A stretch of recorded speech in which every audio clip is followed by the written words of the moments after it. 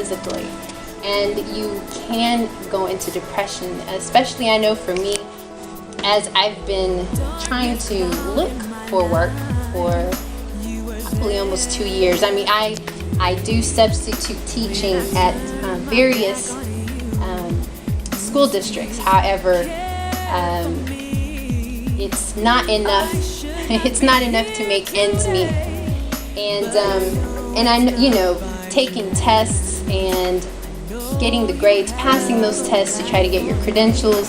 In the meantime, just applying for just about everything. McDonald's, I'll sweep, I'll do whatever. It's interesting though, because when they look at your resume and they see that you have a degree in biology, minor in chemistry, they're kind of like, no, we're gonna leave this job for some. And you're just like, I don't care. I just want to make ends meet. I want to be able to pay my rent. I want to be able to keep food on the table for my children, clothing, shelter.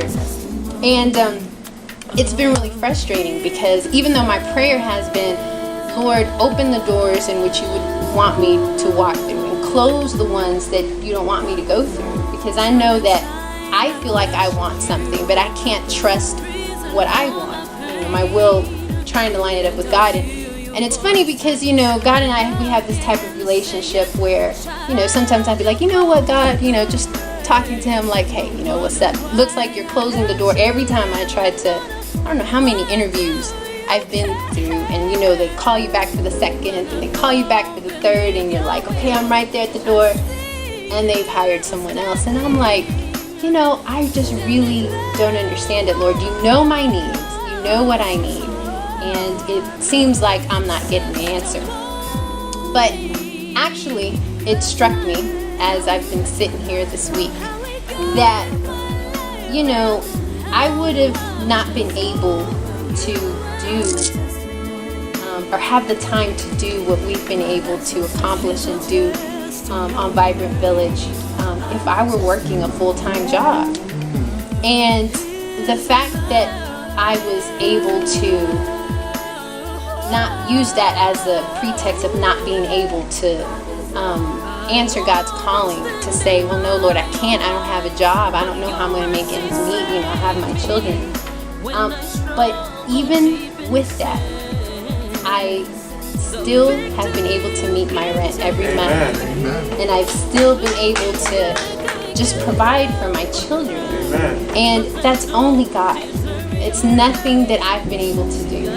And when we were talking about dependencies and letting go, burning your plows, I know my dependencies, I'm like, well, I need my money to come from this person. And you try to work that if I can get this money coming in, I'm going to be able, and it wouldn't come in when it needed to come in. But I realized that God was just saying, well, you're being dependent on the wrong people. You need to be dependent on me.